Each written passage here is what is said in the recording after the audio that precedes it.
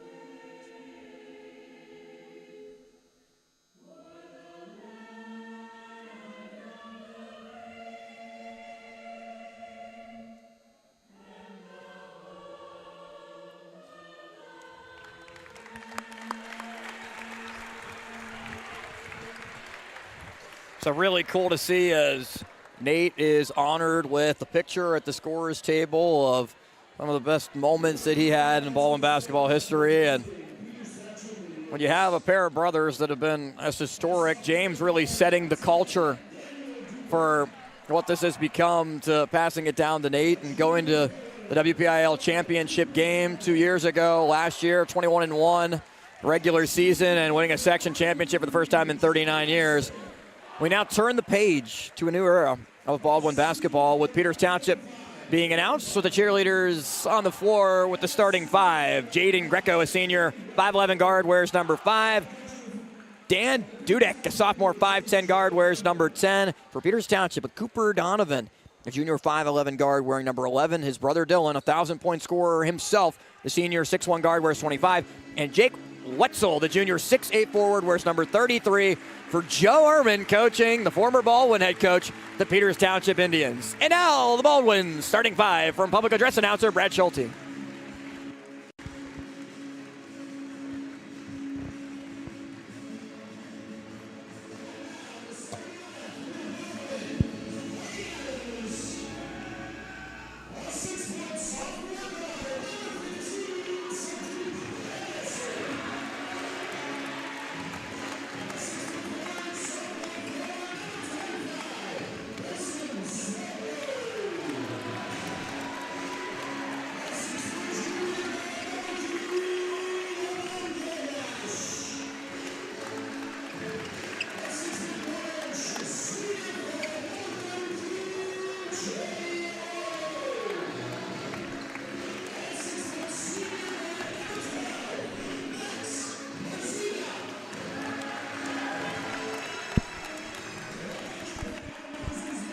So the starting five for Baldwin as they go. E.J. Golvash, the junior point guard, wears number 3 at 5'11" with Max Marzina, the senior guard.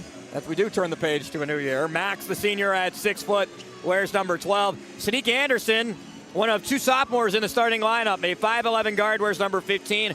Bryson Smolko, tallest player on the floor for Baldwin, a sophomore, 6'4", wears number 25. With Trey Alario, the senior, 6'1" forward, wearing number 33. For Jeff Ackerman in season number 6, leading the Fighting Highlanders. Over 400 wins in his career, 72 of them at Baldwin, 422 to be exact. For a 3-0 Fighting Highlanders team at home, 3-1 overall. The one loss being on the road at Mount Lebanon. As you see, Nate Wessling and a couple of the players on last year's team, including Caden Cherico, Matt Shank, Jason Simador, sitting behind the bench. Nate Shank as well.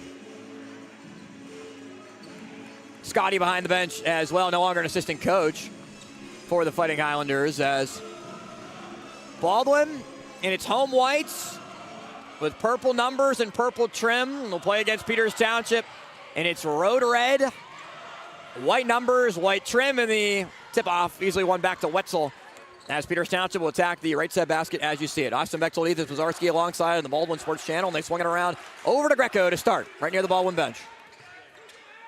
Dudek, they look down low to Wetzel, trying to take advantage of the height matchup, and do to Jake Wetzel, the 6'8 junior, with the first points. That's exactly how you need to start the game for Peters Township. Utilize the mismatch down low. Wetzel 6'8" forward, prime opportunity, easy start for Peters Township. So Golvash swung around to Alario as Peters Township comes out in a high 2-3 zone. Marzina swung across, Anderson back to Marzina. And we know how Baldwin, at least historically over the last couple of years, has struggled with zone. Alario drives in and gets blocked by Wetzel. Almost effortless. I mean, Wetzel, right place, right time. I mean, that was a good read to start and going down low with Alario, but fortunately, Wetzel just towering down low, able to get his right hand there. And Wetzel, a very long wingspan as they get it into Anderson. Anderson's fouled. He gets pushed in the back by Dudek. And it's the first foul on the sophomore, Dan Dudek.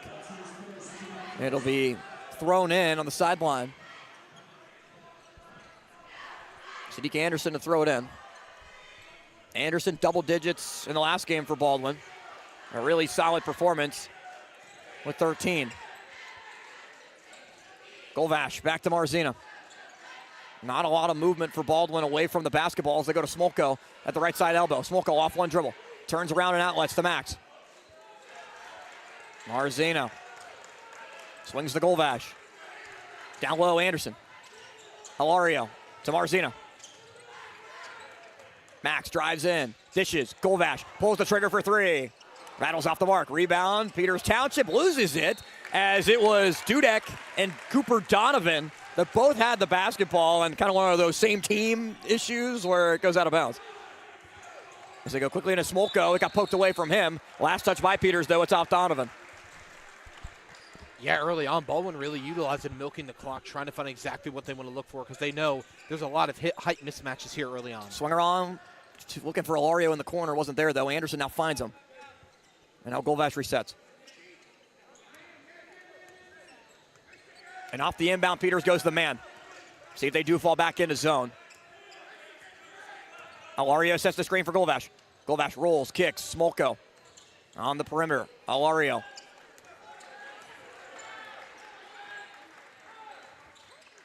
Two minutes gone by. Baldwin still hasn't scored yet. It's Anderson. A lot of movement just on the perimeter, nothing working inside. Alario to Anderson. Now Smolko. Marzina for three.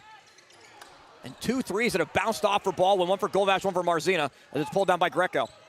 In the hands of Dylan Donovan. Leading scorer for Peters Township. Over 1,000 in his career. Donovan couldn't handle it at first. And is able to take the carom to the basket. Yeah, it's exactly what you wanted to see from Peters Township. Defensive stop on a possession that lasted almost near 2 minutes. Then you go down, quick score, even off a good defensive standstill by Baldwin. Man defense for Peters, almost stolen away on the pass from Anderson as Greco nearly got a hand on it. And it's Anderson still up top, and they go to Alario. Anderson with Teo Toole at the scores table to the check in for Baldwin. So on across back to Alario. Marzina drives in, Max at the elbow, looks for an outlet. Bounces, Golvash, open layup, but he missed it. And Wetzel pulls down the rebound. 2 missed shots for Golvash to start that.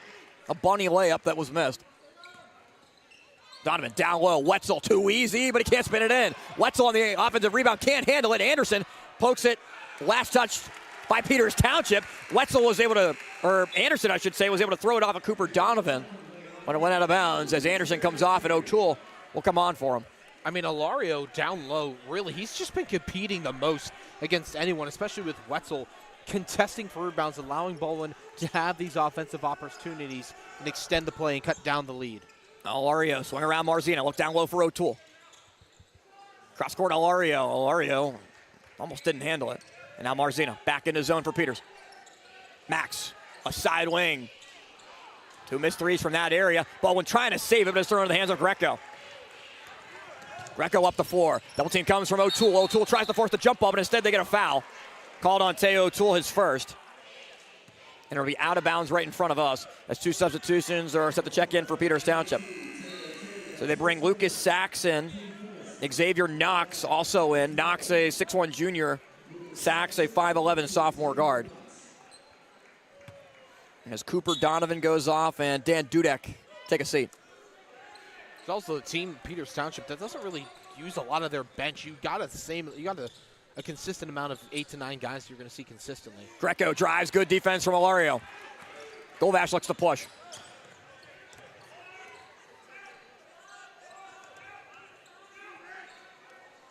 Alario, deep three. Smolko pulls down the offensive rebound and gets fouled on the way there. Bryson Smolko, who's earned considerable more minutes. This is first start. As the foul goes on Dylan Donovan, his first. It was Jackson Otto getting majority of the starts for Baldwin in the lineup, but Smolko has earned it. And he's out there with the starting 5.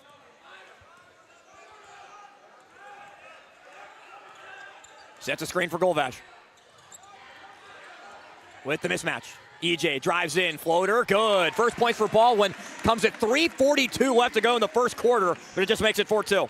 And that's the crazy part. We're under 4 minutes left to go in the first quarter. And that's exactly what it is. It is still a 1-score game, despite the lack of offense by Baldwin. Wetzel up top on the perimeter. Was practicing some threes before the game at 6'8". Now Sachs, defended well by O'Toole. Sachs, layup, no. Wetzel cleans it up. Now Jake Wetzel, the brother of Natalie Wetzel, we talked about during the girls' game, now off playing basketball at Miami. Not the same type of player. Natalie Wetzel played more as a guard at 6'3", 6'4". Jake Wetzel can corral the paint. And Smolko drives on him. Smolko, layup, got it. Bryson Smolko with the bucket past Wetzel. Not afraid to go inside. He gives up 4 inches in the height difference. And Smolko with a big battle today, having to go up against Jake Wetzel. It's back to a 2-point game. 6-4 Peters leads into the hands of Dylan Donovan. Donovan drives inside. Double team help from Alario. Leads to the easy layup for Xavier Knox as Alario left him.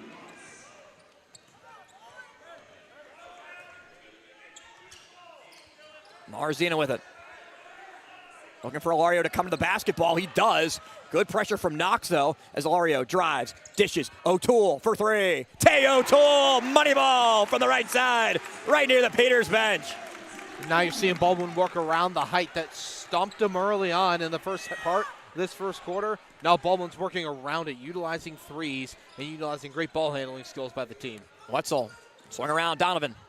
Defended by Smolko, trying to take advantage of that matchup. They look down low. Marzina with the poke with Wetzel. They threw it down low to him. Donovan, just a little bit of an errant pass as Baldwin was trying to front him with Marzina helping on the backside. As Greco goes off, same with Knox. They bring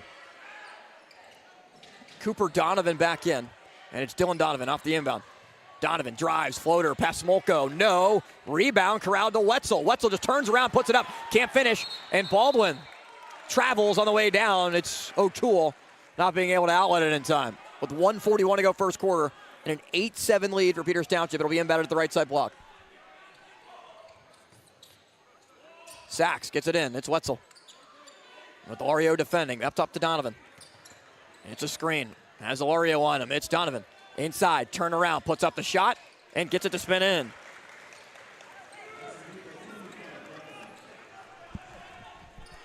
Marzina and O'Toole.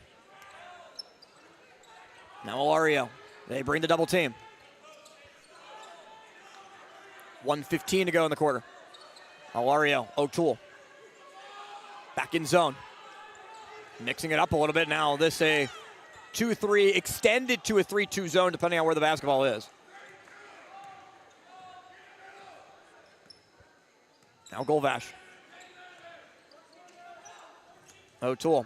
And they think Marzina is going to pop out to go to the elbow and try to take a shot. It's Alario giving it to Max on the perimeter. Marzina drives, tried to pass it and got fouled as he was trying to deliver it to Golvash on the right side corner.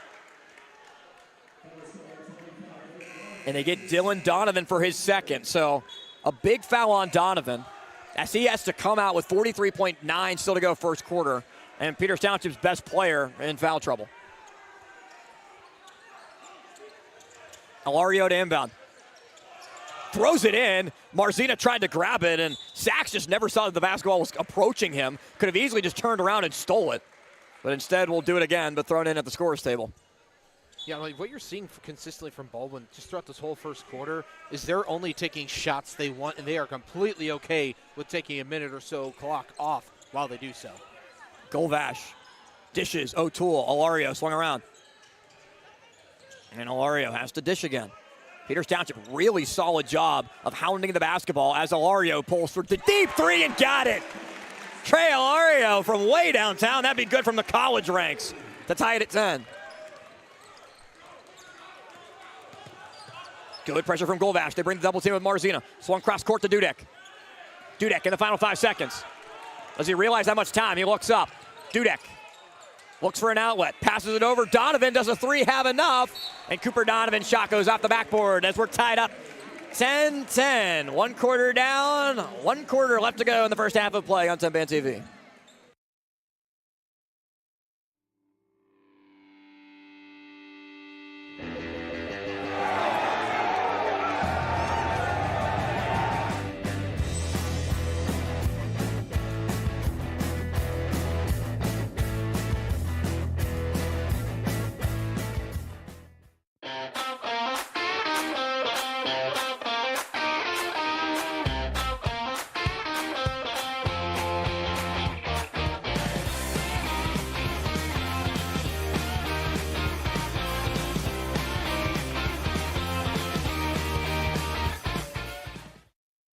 Play it again. Tied up 10-10 as we go to the second quarter of play. Austin Bechtold and Ethan Zazarski alongside on the Baldwin Sports Channel as the Fighting Highlanders so far this season defeated Northgate, blowout game, 86-32. Might be the most points that Baldwin will score all year.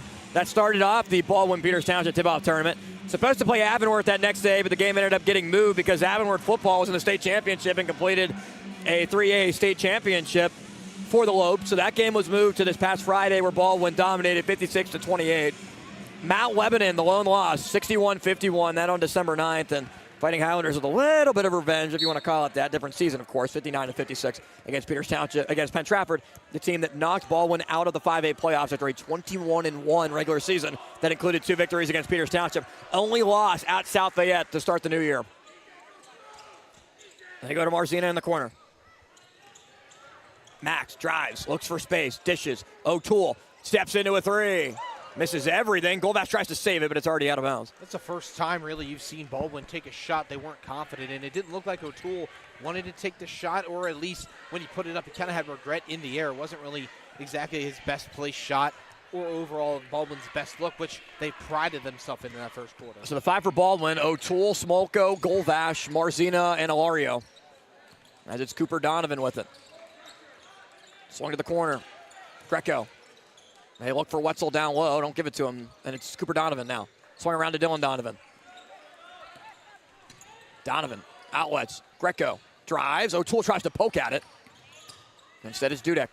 Giving way to Greco. No lefty. Defended by Ilario. For a 3, pulled for Dudek. That spins out. Offensive rebound, Cooper Donovan. Back up top. Dylan Donovan. Screen from Wetzel. They try to use it. Donovan drives in. Donovan, a lot of contact, and will go to the line. Dylan Donovan averages 20 a game. Plays AAU at Caveman Basketball, same spot that EJ Golvash does, who picks up the foul. Yeah, I mean, right there, you've seen it. Donovan not afraid to get a little down low, get gritty, force some content, create it, because you know he has the talent to do so. 1,000-point scorer in his career. And he hits the first. Really good free throw shooter. Sadiq Anderson comes back on as Ilario goes off to the bench. Have not seen Otto yet. Baldwin has typically run Otto and Kozar also in the rotation. Almost tipped in by Wetzel. He gets the offensive board and puts it right back up and in. Boxing out is going to be very important against Jake Wetzel. They end up getting 3 points out of it. Wetzel, the bucket, Donovan hitting the front end. The 2 free throws. It's Anderson. Now O'Toole. This zone has given Baldwin problems. For whatever reason, Baldwin has just not been able to figure out how to play offense against a zone in recent years. And it's thrown right into the hands of Dudek. Dudek on the bounce to Greco. Greco's layup, plus the foul. A 5-0 run for Peters Township with a chance to make it 6 to start the second quarter. Exactly not how you wanted to do it, because Baldwin finished that first quarter incredibly strong off a rocky start. Now Peters Township has flipped the script once again, just utilizing everyone in their roles. And again, that zone defense has shown a lot of problems because they're taking space away from Baldwin. They're not able to pass it out. It almost looks like Peters is kind of pushing it forward to not allow Baldwin to work on the outside perimeter. Foul goes on Teo O'Toole. That's his second. As Greco can't hit the free throw. Fight for the rebound, though. Goes right into his hands. Here's Donovan. Donovan defended by Marzina well, but Donovan can't hit it. Max able to grab it, spins. Marzina, 1-on-3. Marzina goes all the way in, scoop layup, good! Max Marzina took on the entire team and ends up winning the battle. Toughest bucket yet, and it pays off. Marzina showing off those senior skills. And I mean, once again, a guy who likes to shoot the ball a lot and it works, pays off. 13 field goals attempted, or shots rather attempted during a game, and it pays off there. Dudek resets with Donovan up top in a 3-point game. Donovan. It rattles off, and it's out of bounds. We'll go to Baldwin. And that's going to work in Baldwin's favor. Now you want to see if they can utilize that and pay off in the offensive zone, because there's not a lot of times that you've seen Peters Township not work with that or not be able to capitalize on an opportunity, because the rebounding has been extraordinary thus far. Jackson Otto, a 6'2 junior, has been in the starting lineup for Baldwin this year, with Smolko starting instead. Comes on the floor for Smolko. So it's Anderson, Marzina, O'Toole, Otto, and Golvash. Wouldn't really expect Marzina and Golvash to come off the floor unless there's about 10 seconds left in a quarter, just to give them a quick spell. O'Toole throws it away. Greco takes it on the pass intended for Marzina. Marzina gets faked out. Anderson faked out. Greco scores. Greco did that not once but twice to Marzina and Anderson. Pump fake, take your time. Run it on your time. That's exactly what Greco just did. And it's a 5-point game with O'Toole being pressured by Greco. Now O'Toole. Marzina. Down low. Otto. Back to Max. Marzina drives, dishes, good find to Jackson Otto, hits the layup. And there you go. Baldwin's able to find just a little bit of split defense as the guys down low kind of focus too forward or more towards the wing area. And then guess what? Guess who's left wide open? That's Otto down low. Takes advantage of a wide open layup. Doesn't let the moment get to his head. Dylan Donovan gets fouled by O'Toole, and that's now 3 fouls on Tay O'Toole. They're actually going to get it. Yeah, it is on O'Toole. So that's now 3 fouls on Tay O'Toole, the senior spark plug off the bench, as Ilario comes on for him. Greco will take a seat as Lucas Sachs comes back on. They're going to keep Wetzel on the bench with 4:25 remaining in the half in a 3-point game. That's another thing to look at is, I mean, these different schemes or different times or formations that you're seeing from Peters Township. How can Baldwin take advantage of it? Because 2 of Peters' best 3 players right now are currently on the bench.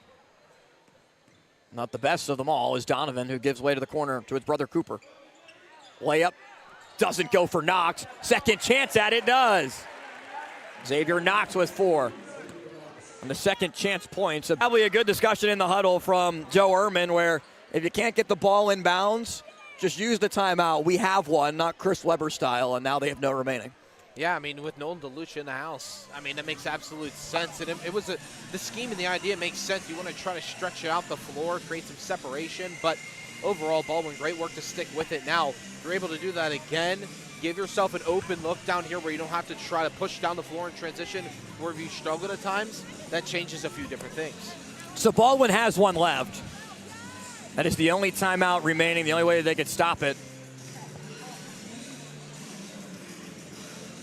So there's a full timeout. If you're Baldwin here, same thing. You try to force a steal. If you're able to do that, great. If not, you're going to have to foul and then hope to get 2 missed free throws. Don't you miss the old 1-and-1s? Wasn't that entertaining? It still Remember all is. those games that we had with entertaining 1-and-1s and you miss the front end, the other team gets a chance at it? Because even if you set it at 5 fouls, that means there's the next 2 fouls after that are 1-and-1 opportunities. Yeah.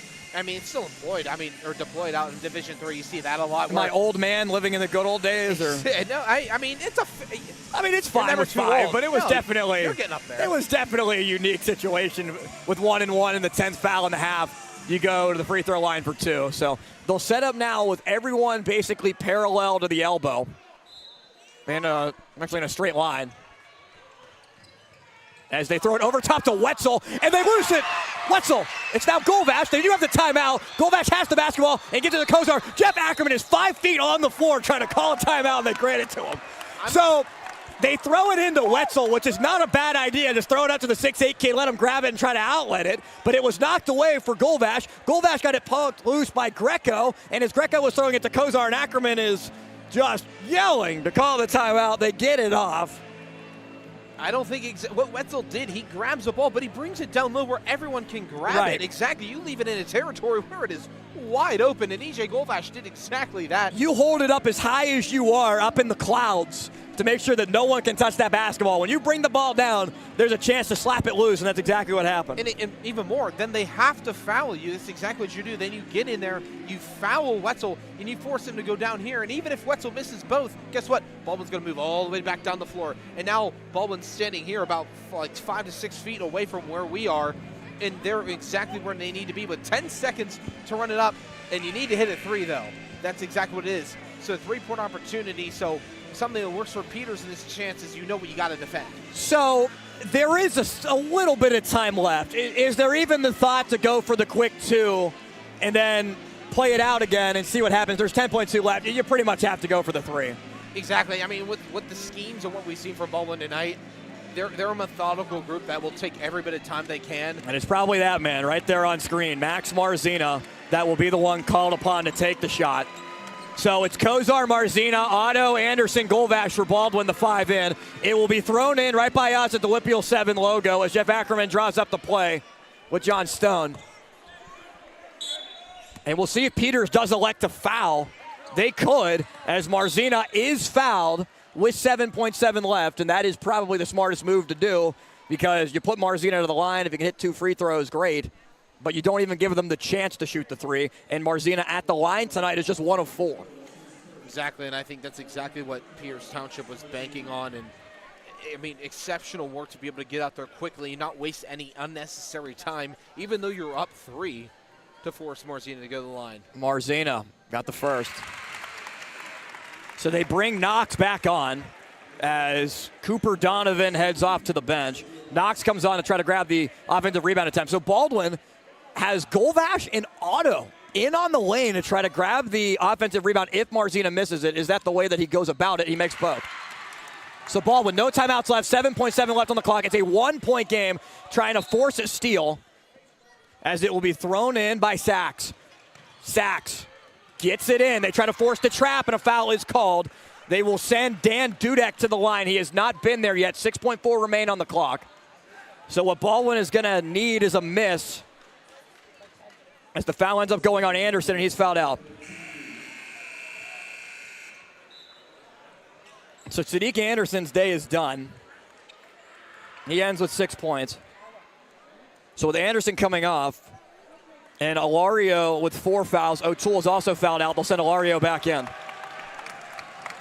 So Dan Dudek, the sophomore guard, has not gone to the free throw line yet tonight. He averages just 4 a game. He's scored 5. No one in the lane for Peters. 2 big shots. Has to make, you would think, at least 1. And he got it. Now, if Dudek makes this one, that's huge because Peters can just do the same exact thing and foul Baldwin and send him to the free throw line, or it could not even allow them to get up a 3-point shot. Here we go, 6.4 left. Dudek, second shot, misses. They're going to get a chance at it. In the hands of Golvash. Marzina calling for it. Golvash drives all the way in. Golvash just takes a 2 and hits it to tie the game. E.J. Golvash sends us to overtime. Wow, we have more basketball. Exactly where this was, 11-point deficit, 2 different 10-point deficits, and E.J. Golvash takes it to a place where he knows oh so well. Out just in front of the top of the key, you settle it down, you take the shot, and again, with what we've seen in the last 5 minutes of this quarter, or in the second half too. Marzino was calling for the basketball. Golvash decides to go all the way in, and an off-balance elbow shot, it drops. And now you get a chance at overtime to where if you think of it like this, these 2 teams are much more close and well competing with each other with how this ended. Now, the problem becomes for Baldwin, you gotta play clean because you have 2 guys that fouled out. You have Alario, who's already at 4 fouls, and Marzina and Golvash, your 2 guys, your 2 stars who can return from last year at 3 fouls each as well. Luckily behind that, Jackson Otto, who's done 11 points tonight, only has 2. It's just not an ideal situation for Baldwin, but it's the better one of the 2. And it all starts with clutch performances by who we said needs to step up in E.J. Golvash, and he was able to do so.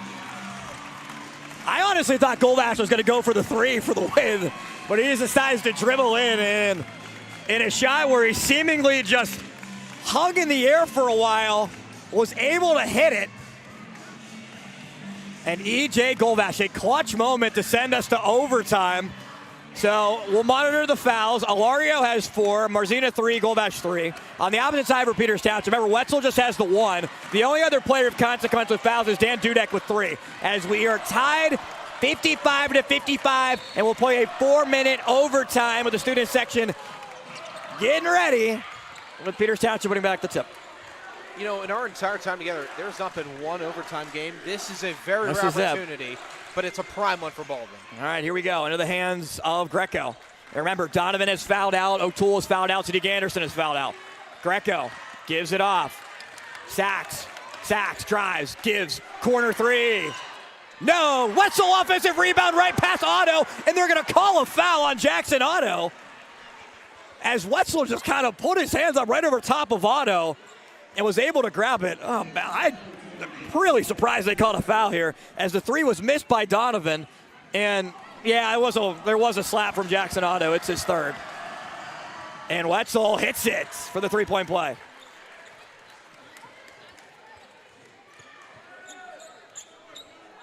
$15 for Jake Wetzel.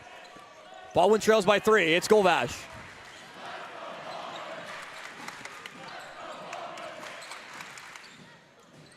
Marzina swung around Alario. Marzina gets it back. Still the 2-3 zone for Peters, and they swung around Alario. Alario thought about the three, now drives in, and he's fouled. They're calling it no shot, but it doesn't matter because the fouls carry over. And the foul goes on Lucas Sachs for his third. So it will send Trey Alario to the free throw line. It's the first trip that he will make to the line. And Alario, who has stepped into a starting role, only has 3 points that came in the first quarter. He has 6, rather. He's hit a 3 in the fourth quarter, and he makes the first. Exactly. I mean, the unfortunate part is Peters was able to go down and get the 3-point play completed. But for Baldwin to come away with 2, still chips in your favor, especially in a longer overtime. Alario doesn't hit Marzina, offensive rebound. And they will reset on the perimeter with Marzina driving in. With Wetzel right there with him, they send it out to Alario. Alario drives in, dishes, Golvash thought about the 3 and now drives in. Golvash with the lane, gets around Wetzel and scores. And E.J. Golvash ties it at 58.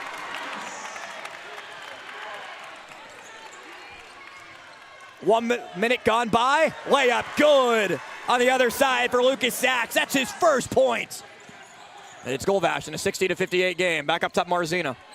It's Marzina, Kozar, Alario, Otto, and Golvash, the 5 for Baldwin. Marzina looks Otto's way. They go cross court to Golvash. Golvash drives in, gives it. Otto, layup, good. Jackson Otto, give him now 13 points all on layups. Greco drives, gets fouled.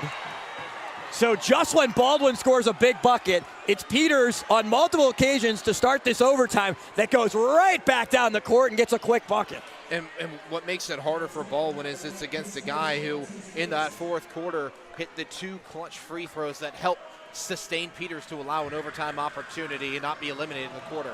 The foul goes on Kozar's first. It sends Greco to the line, looking into the student section, and he misses the first. Easily the loudest this building has been all night, and it doesn't help that, I mean, where you are on the floor, it stays from the second half. So now he's going to be dealing with a lot more noise than if he was on this other end of the floor. And it shakes the camera, too, as he misses it, but it's an offensive rebound for Sachs, and Sachs will outlet it as Kozar could not box him out. Now Dudek. Dudek drives, dishes, gives it up to Sachs. Sachs drives in on Kozar, right hand, finishes. Lucas Sachs with 4 points, and they come all in overtime. He's got the last 2 field goals for Peters Township as we're halfway through overtime. And a 2-point game, 62-60. Into the hands of Trey Alario. Alario dribbles into a 3, and it's off the mark, rebound Wetzel. Trey Alario trying to be aggressive in overtime. That was a good look.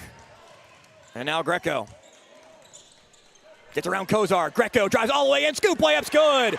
Jaden Greco converts. After missing the 2 free throws, he now has 17 points. And it's a 4-point game with 1.5 left. Golvash to Alario. Alario gives it to Marzina. Max thought about the 3. Time wasting. 1:20 to go. They go to Alario to the corner. Golvash, 3-point ball up. Misses. Rebound Wetzel. It's into the hands. It's Marzina almost taking it away. And what was maybe close to a loose ball, but Greco did have possession of it. Alario and Marzina were trying to poke it free. Golvash can't believe that it's actually a foul called. And we'll take another look. As Marzina bypassed that 3, it was a pretty decent look. And as he went in, Golvash had a good look right in the corner, but just missed it off to the side. And yeah, there's the foul on Max Marzina for his 4th. So more free throws for Greco.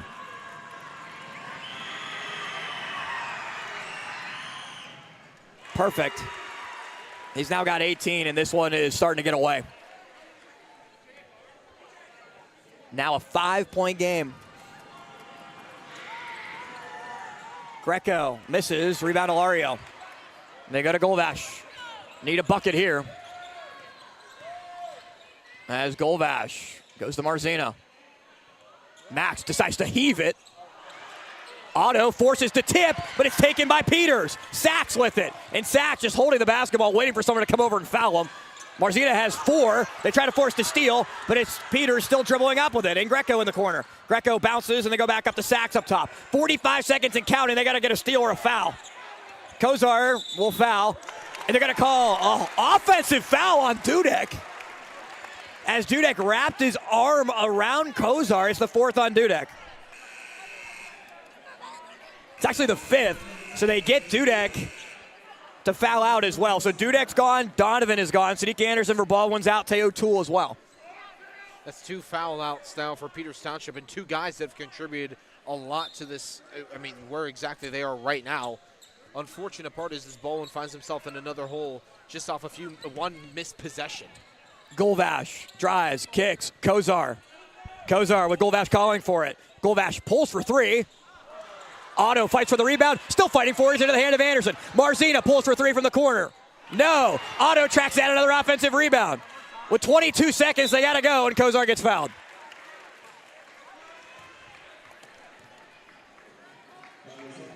So it's a 5-point game. It's the 2nd foul called on Greco. So it sends Chris Kozar to the free throw line. He has not scored tonight.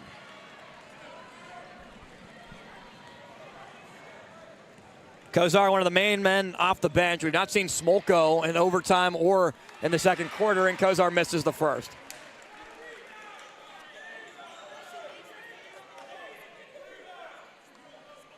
And what was a great effort for Baldwin to force overtime. Golvash hitting the buzzer beater to send it to a 5th quarter. Kozar got the 2nd, and a timeout called by Jeff Ackerman. You get 1 extra timeout in overtime, and Baldwin elects to use it here in a 4-point game. And as of right now, in this very moment, that's the exact time you need to use it, because once again, it's now back down to a 2. Technically, it could be 1, but most realistically, a 2-possession game. And it all starts, and it's funny because there have been just back and forth consistent looks, but when it's come down to it most, Peters Township has found themselves on the right side of a lot of clutch opportunities, even though Baldwin has forced us into overtime, even being down 10-plus points multiple times. So in this situation, with it being 4, obviously going to have to try to force a trap and force a steal. And then in this situation, again, who do you want to foul? Well, time ticking away, only 21 seconds left. Peters does have 1 timeout remaining. On the stat sheet, obviously the first guy's Wetzel, if he's still out there, which he should be. Fouling him would be most ideal for you, or even Knox, as he has been 0 for 2 from the free throw line tonight. However, nonetheless, no matter who you foul, it's an unideal situation because you give Peters an equal opportunity to extend it up, even though someone's maybe missed a few free throws early on. So it's Marzina, Kozar, Golvash, Otto, and Trey Ilario, the 5 for Baldwin.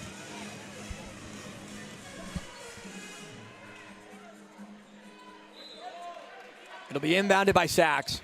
He can run the baseline. And Sachs gets it into Cooper Donovan, and he's immediately fouled.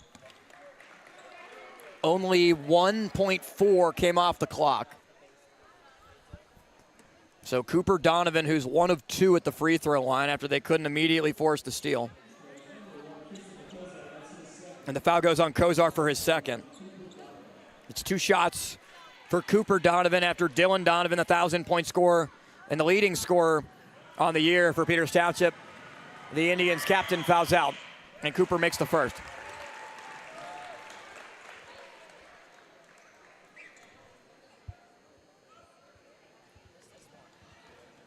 It was become a quiet gym. Donovan misses the 2nd. Quickly up to Marzino in a 5-point game.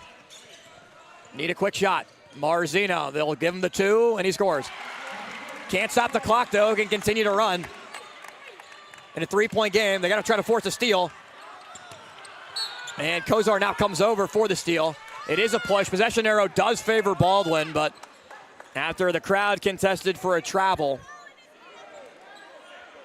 and Marzina now has 19 points, they end up calling the foul on Otto for his 4th. And he was very close to stepping out of bounds as well, but it's Lucas Sachs, who's been the big player for Peters Township in this overtime, I should say, with 4 points. 4.1 to work with, and you got to hope they miss both. So Sachs looking right into the student section. If he makes 1, it's over, but he misses. So with 4.1 left, Baldwin does not have a timeout. So we'll see if Peters does elect just a foul. And if that's the case, as the free throw is missed, Marzina has it with 3 seconds. Can Max get off a shot? Marzina for the tie. No, and Peters Township survives. The Peters Township Indians with a huge section victory holds on after Baldwin forced overtime in a thrilling game. Peters avoids going to 0-2 in section play in Baldwin, and the first section game of the season drops to 0-1. Not the ideal start. However, the fact that Baldwin was able to get here should be something that they're able to hold on to themselves and push forward, looking as they carry on into section play against a formidable foe in Trinity starting on Friday. In a absolutely thrilling game that went down to the wire, Baldwin just not enough to be able to close out against Peters, where it was the Indians who throughout the whole entire overtime period had the lead and at times had the advantage because of free throws, obviously being very important, but they ended up giving Marzina the opportunity to hit the three. It was an off-balance shot, not able to truly set his feet. A decent look, and Max just not able to get it to go. As Baldwin drops now to 3-2 overall, 0-1 in section play. Peters Township improves to 4-2, and now 1-1 in section action. Next up for Peters, they will play a non-section game against Norwin this Friday before playing against Trinity on the 23rd, final game before Christmas. The Fighting Highlanders will move ahead to Friday's matchup against Trinity. We're back right here on the Baldwin Sports Network before playing South Fayette in the final game before Christmas Day, December 22nd against South Fayette. Both doubleheader nights, but starts with Trinity on Friday at 7:30. Boys will play Trinity, girls will play Trinity first, in a 63-point performance for Baldwin. Not enough in overtime as they lose 66-63 to the Peters Township Indians. We will see you Friday night. For everyone on our Ten-Band crew and for Ethan Spazarski, we're back in business, hoping for a victory next time around. Right here on the Baldwin Sports Channel. Austin Bechtold signing off. We'll see you Friday night.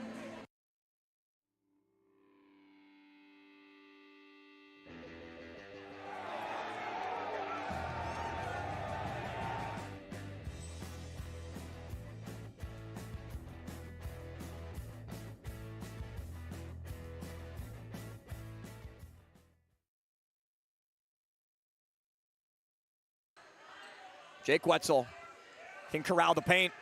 And Smolko drives on him. Smolko way up, got it.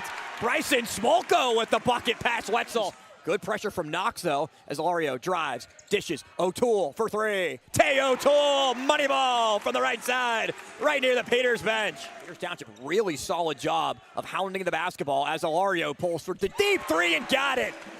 Trey Alario from way downtown. That'd be good from the college ranks. Kozar also in the rotation. Almost tipped in by Wetzel. He gets the offensive board and puts it right back up and in. Able to grab it. Spins. Marzina. 1-on-3. Marzina goes all the way in. Scoop play up. Good. Max Marzina took on the entire team and ends up winning the battle. Throws it away. Greco takes it on the pass intended for Marzina. Marzina gets faked out. Anderson faked out. Greco scores. Greco did that not once but twice. Anderson.